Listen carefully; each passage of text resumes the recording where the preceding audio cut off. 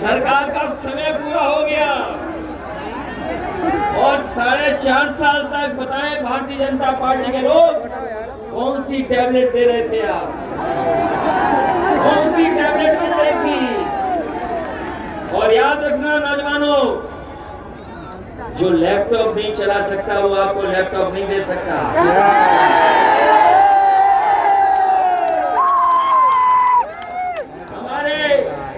साथियों बताओ, क्या बाबा मुख्यमंत्री लैपटॉप चला सकते हैं?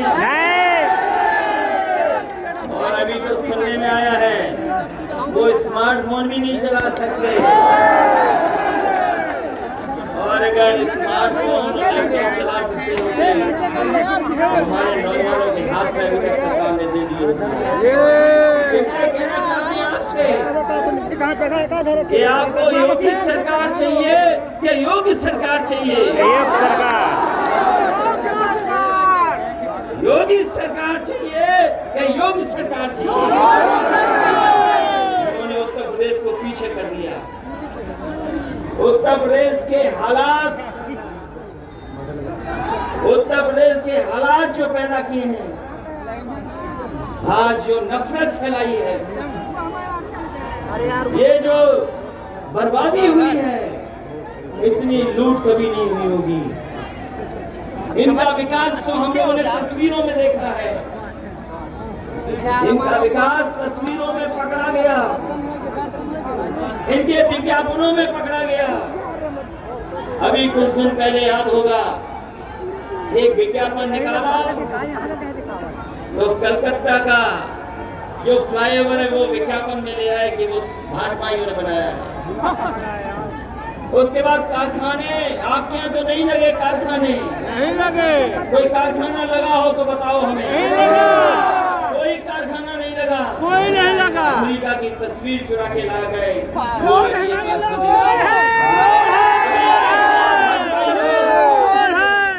बांध की तस्वीर दिखा रहे थे, वो बुंदेलखंड का बांध नहीं था, नहीं, वो कहीं और का बांध था जिसकी तस्वीर दिखा रहे थे।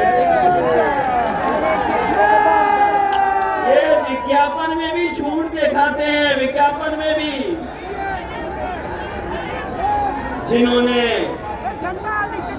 जिन्होंने विज्ञापन झूठे दिखाए हों, सपने झूठे दिखाए हों, उनको बाहर का रास्ता दिखाना है इस बार। बाहर का रास्ता दिखाओगे कि नहीं दिखाओगे? साइकिल के मोहर लगाएंगे। उनका विकास तो कभी कभी नाम बदलने में भी है। समाजवादियों ने सरकार में दिया 100 नंबर, 112 कर दिया। कई जगह नाम बदले हैं और लगातार नाम बदल रहे हैं। अपना विकास बताने के लिए रंग भी बदल रहे हैं। और 4.5 साल में तो लगता है हम सरकार नाम बदलने में विश्व रिकॉर्ड बनाने जा रहे हैं। ये नाम बदलने वालों को इस बार प्रदेश से हटाने का काम करेंगे।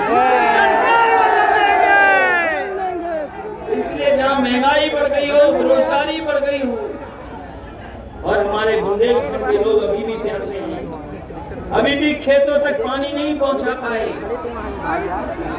इसलिए हम कह के जा रहे हैं बुंदेलखंड के भाइयों बहनों से, जब ये नीति आयोग कह रहा है कि 32 लाख लोग गरीब हैं, 32 लाख गरीब आपके बुंदेलखंड में हैं, तो चाहे हमें सरकारी बजट से ज्यादा मदद करनी पड़े, चाहे हमें समाजवादी पेंशन से अच्छी कोई योजना चलानी पड़े, अपनी माताओं बहनों को, परिवारों को सम्मान देने के लिए पहले 500 रुपए देते थे, इस बार अगर हमें 3 गुना भी देना पड़ेगा तो उन परिवारों की मदद करने का काम लेकर के संकट है। इन्होंने बिजली नहीं बनाई, केवल बिजली के बिल आपको महंगे दिए हैं। बिजली नहीं बनाई, बिजली के बिल महंगे दिए हैं। हम आपको भरोसा दिला के जा रहे हैं, अपने किसान भाइयों की हमने सिंचाई मुफ्त की थी, सिंचाई मुफ्त की सरकार बनेगी तो अपने किसानों के लिए सिंचाई मुफ्त के लिए इंतजाम करने का काम समाजवादी लोग करेंगे। नौजवानों, हम कह के जा रहे हैं, आज भी लैपटॉप चल रहा होगा जो समाजवादी सरकार में दिया गया था, वो लैपटॉप अभी भी चल रहा है, कहीं बंद नहीं हुआ होगा। नहीं बंद हुआ, चल रहा है। बोलते होंगे तो आज भी नेता जो हम लोग ही दिखाई दे रहे हैं। इसलिए आज जब परिस्थितियां बदली हैं, इनका 4.5 साल का कार्यकाल देखिए आपने, इनके कार्यकाल में केवल बर्बादी हुई है, बर्बादी हुई विकास है। नहीं हुआ है। याद पीछे हो ना, अगर विकास हुआ होता तो हमारा किसान खुशहाल होता, हमारे मजदूर खुशहाल होते, नौजवानों को नौकरी और रोजगार मिल जाते। लेकिन 4.5 साल की सरकार में डबल इंजन की सरकार, इस डबल इंजन की सरकार का बुंदेलखंड आते आते इंजन फेल हो गया है। बताओ, डबल इंजन की सरकार बुंदेलखंड आते इनका इंजन फेल हो गया क्या नहीं हो गया? तो किस बात की डबल इंजन की सरकार है? इसी बात की। जो डबल इंजन की सरकार गरीबों की मदद ना कर सके, नहीं करती। वो डबल इंजन की सरकार किसी काम की नहीं है। इसलिए मैं आप सबको बधाई देना चाहता हूँ, इस ऐतिहासिक कार्यक्रम के लिए बधाई देना चाहता हूँ। अपने किसान भाइयों का धन्यवाद देता हूँ, इन नौजवानों का धन्यवाद देता हूँ, आए हुए समाजवादी साथी जितने भी हैं जो मंच पे बैठे, जो सामने, उनको भी धन्यवाद देता हूँ। कि आने वाले समय में जो चुनाव होने जा रहा है वो समाजवादियों का तो है ही चुनाव, लेकिन आपके भविष्य का भी चुनाव है। आपको अपना भविष्य बनाने के लिए साइकिल की मदद करनी है। ये बीएड वाले लोग घूम रहे बेरोजगार बड़ी संख्या में, शिक्षा मित्र भी बेरोजगार हैं।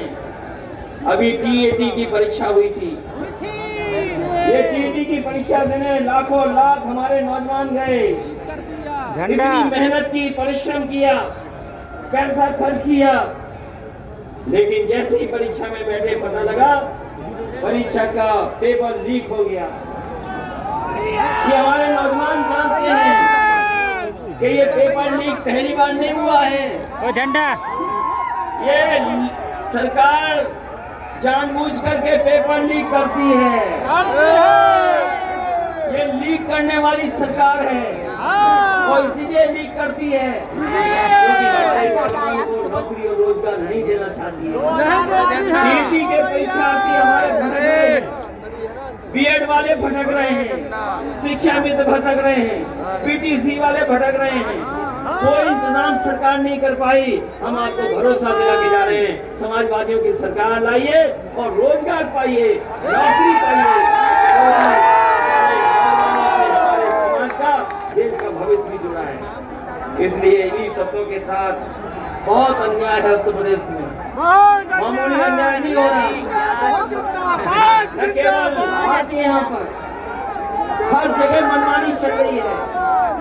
ये बुलडोजर वाली सरकार, ये बुलडोजर वाले लोग, ये याद रखें, बुलडोजर सड़क पे चला करता है, लोगों पे बुलडोजर नहीं चलता। और लोगों के पास इस बार अधिकार है वोट का, इतना वोट का बुलडोजर चलेगा, इतना वोट का बुलडोजर चलेगा कि भारतीय जनता पार्टी के लोगों का पता नहीं लगेगा। कौन सोच सकता है कि जो 100 नंबर वाली पुलिस थी उसको भी बर्बाद कर दिया। यही भारतीय जनता पार्टी के लोग कहते थे कि नोटबंदी आ जाएगा, भ्रष्टाचार खत्म हो जाएगा, काला धन वापस आ जाएगा। बताओ, नोटबंदी के बाद कौन सा काला धन वापस आ गया? कौन सा भ्रष्टाचार रुक गया? और 100 नंबर का जब से 112 किया है, तब से पुलिस का भी पता नहीं क्या हो गया है, पुलिस भी इन्होंने खराब कर दी है। और एक घटना नहीं, 2 घटना नहीं, उत्तर प्रदेश में न जाने कितनी अन्याय की घटना हो रही है, बहुत हो रही है, गरीब अपमानित हो रहा है। जो न्याय चाहते हैं वो न्याय नहीं पा रहे हैं। नहीं पाते। यहाँ पर ही बांदा में मुझे बताया अभी मंच पर अमन त्रिपाठी जिसकी हत्या हो गई, अमन त्रिपाठी जिसकी हत्या हो गई, आज भी पुलिस केस नहीं खोल पाई। उनके परिवार के लोग धरने पर बैठे हैं, न्याय नहीं मिल रहा। नहीं मिल रहा। वो हमारे आपके समर्थक है नहीं है, वो बात अलग है, लेकिन उनके साथ अन्याय हो रहा है। कैसी पुलिस, कैसा प्रशासन जो अभी तक दोषियों को नहीं पकड़ पा रहा है। नहीं पकड़ पा रहा। और कैसे दोषियों को पकड़ेगा, क्योंकि जो दोषी को बचाने वाले सरकार में बैठे हैं। जो लोग कहते हैं दूसरे लोगों को माफिया, अपराधी। बताओ उत्तर प्रदेश में कोई मुख्यमंत्री ऐसा भी बना है जिस पे इतने मुकदमे हों? ये पहले मुख्यमंत्री हैं जिन पे सबसे ज्यादा मुकदमे हैं, इन्होंने अपने मुकदमे वापस लिए। अगर कहीं उदाहरण हो तो हमें बता दो आप, कोई उदाहरण है ऐसा कहीं पर? और जो बुंदेलखंड की हालत कर दी है, हमारे गरीब लोगों की जो हालत कर दी है पैदा, आज गरीब गरीब होता चला जा रहा है, इस महंगाई के कारण बर्बाद हो रहा है। इसलिए बुंदेलखंड की जनता से हमारी अपील है, समाजवादी लोग आपसे मदद मांगने आए हैं। बीजेपी के लोगों ने बहुत दिखाया। हेलो भाई, ये झूठ के फूल हैं, इनके फूल में खुशबू नहीं आती, ये झूठ के फूल में खुशबू नहीं आती। इसलिए साइकिल की रफ्तार बढ़ाना है। बताओ साइकिल की रफ्तार बढ़ाओगे? भरोसा दिला के जा रहे हैं। ये बुंदेलखंड को हम लोगों ने ज्यादा से ज्यादा विकास से जोड़ा है। समाजवादी सरकार बनेगी, काम के साथ साथ यहाँ पर रोजगार का समाजवादी ने कभी भेदभाव नहीं किया। अगर मेडिकल कॉलेज बन रहा था तो उसको बनने दिया, एग्रीकल्चर यूनिवर्सिटी बन रही थी तो बनने दिया। अगर कोई विकास चल रहा था उसको रोका नहीं, विकास को आगे बढ़ाने का काम किया। ये समाजवादी लोग हैं, लेकिन भारतीय जनता पार्टी बताए उनका विकास कहाँ दिखाई दे रहा है? जो लोग विज्ञापन भी छूटे दे रहे हों, उनसे ज्यादा बड़ा धोखेबाज कोई नहीं हो सकता। इसलिए बुंदेलखंड के लोगों मैं आपको बधाई देता हूँ, धन्यवाद देता हूँ इस ऐतिहासिक कार्यक्रम के लिए। जिन जिन नेताओं ने इसमें सहयोग किया है, मदद किया है, मैं उनका भी आभारी हूँ, बधाई देता हूँ। इस उम्मीद और इस विश्वास के साथ जिस समय चुनाव होगा, मतदान पड़ेंगे, तो एक एक वोट समाजवादियों के पक्ष में डाल करके आप ऐतिहासिक यही जोश, इसी उत्साह से अगर आपने मतदान कर दिया तो भारतीय जनता पार्टी की ऐतिहासिक हार होगी, ऐसी हार होगी जो उन्होंने हार नहीं देखी होगी। इन्हीं शब्दों के साथ आप सबका बहुत बहुत धन्यवाद। आई हुई जनता का